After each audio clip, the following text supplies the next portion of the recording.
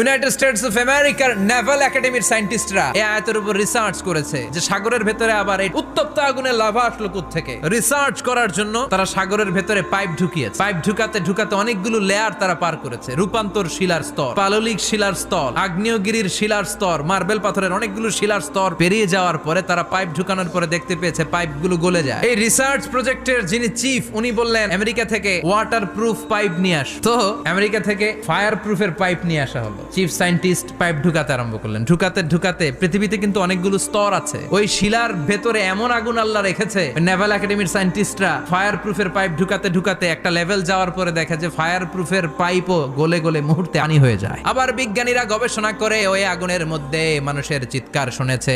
এজন্য হাদিসে এসেছে কাফের মুশরিক আর নাস্তিক গুলো মারা গেলে তাদের আত্মাগুলো পৃথিবীর মাঝখানে সিজ্জিনে চলে যায়। ওই সিজ্জিনের ভেতরে আগুন আছে না নাই?